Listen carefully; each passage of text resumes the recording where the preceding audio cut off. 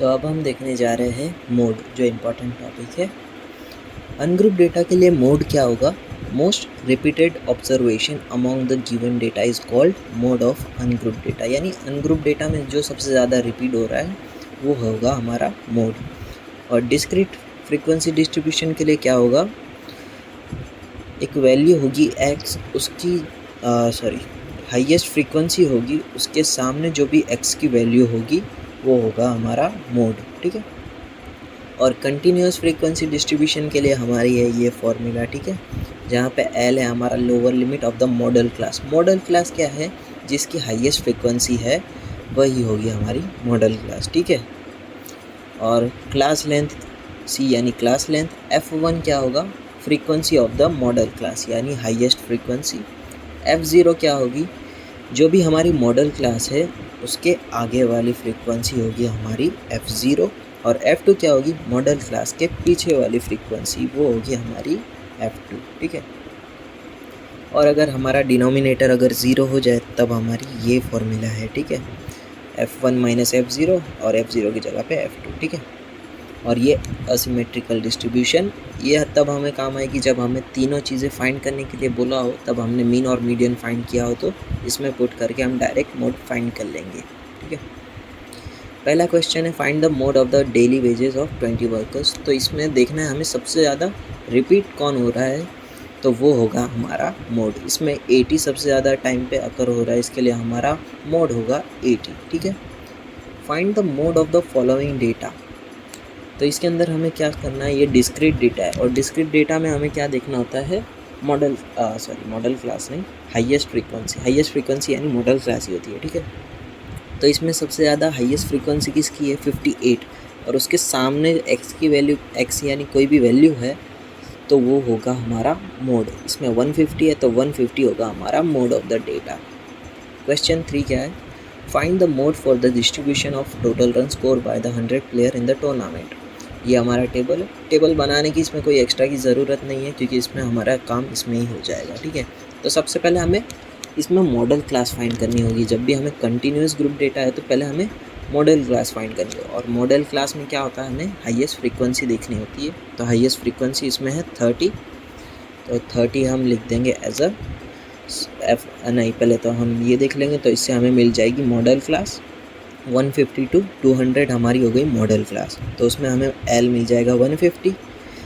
200 minus 150 होगा तो उससे हमें मिल जाएगा क्लास लेंथ। F1 इसकी ही फ्रीक्वेंसी। और F0 क्या होगा? जो भी हमारी मॉडल क्लास है उसके आगे वाली फ्रीक्वेंसी होगी हमारी F0। ये होगा F0 और ये होगा F1। और जो उसके पीछे जो होगी फ्रीक्वेंसी वो होगी F2।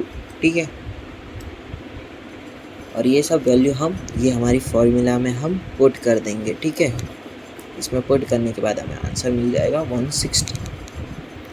अब यहाँ से हमारे मेन एग्जाम्पल चालू हो रहे हैं। For the following data of a test of 50 marks find mean, median and mode. तो हमें क्वेश्चन में इतनी चीज़ें दी गई थी। ठीक है। मैंने डायरेक्ट इसमें ही ये टेबल बना दिया है। तो हमें पहले क्या करना है? मीन, मीडियन, मोड तीनों चीज़ें फाइंड करनी है। पहले तो हम मीन के लिए देखते हैं। तो मीन के लिए हमें पहले तो मिडल वैल्यू चाहिए। तो मिडल वैल्यू का हम एक कॉलम बना देंगे। और वापस मीन के लिए हमें समेशन fx भी चाहिए। ठीक है। तो उसके लिए हम fx की कॉलम बनाएंगे। और मीडियन के लिए हम बनाएंगे क्यूमुलेटिव फ्रीक्वेंसी की कॉलम। ठीक है। और मोड के लिए कोई ज़रूरत नहीं है। ठीक है। मोड को कोई ज़रूरत नहीं है किसी कॉलम की। ये दोनों मीन के लिए और ये मीडियन के लिए। ठीक है। मीन की फॉर्मूला अप्लाई करेंगे summation fx divide by summation f। Value put कर देंगे, आंसर हमें मिल जाएगा।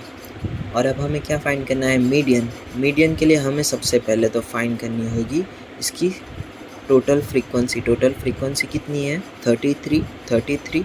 तो इसको डिवाइड बाय करेंगे हम 2, तो आंसर आएगा 16.5। तो हमें अब क्यूमुलेटिव फ्रीक्वेंसी देखनी होगी। तो 16.5 से ज़्यादा कौन है? 21।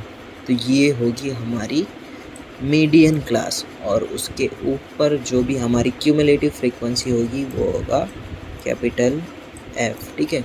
और ये होगा स्मॉल एफ, ठीक है,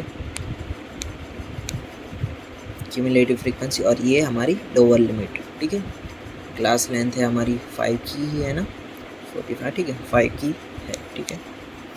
मीडियन की वैल्यू, सॉरी, फॉर्मूला पुट करेंगे, उसके अंदर वैल्यू पुट करेंगे, आंसर आ जाएगा 21 ही आंसर आ रहा है दोनों का, ठीक है।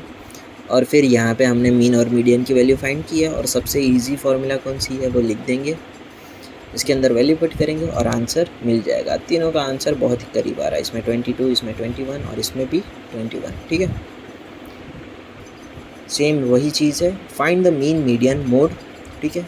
और इतना हमें दिया था, क्लास और फ्रीक्वेंसी दी गई थी। अब हम क्या करेंगे, मीन के लिए 2 कॉलम बनाएंगे, एक्स और एफ एक्स वाली, और मीडियन के लिए क्यूमुलेटिव फ्रीक्वेंसी वाली।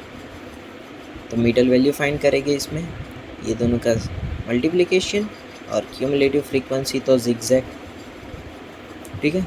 तो मीन के लिए हमें क्या करना होगा, summation F x divide by summation F F cancel, x बचा, ठीक है। ऐसा नहीं होगा, जो भी वैल्यू है वो पुट करनी होगी। फिर हमें आना है मीडियन पे, तो मीडियन पे हमें देखना होगा सबसे पहले समेशन एफ क्या है, 150 डिवाइड बाय 2 करो तो आंसर आएगा 75 ना, तो 75 से नज़दीक तो शायद 91 ही है ना।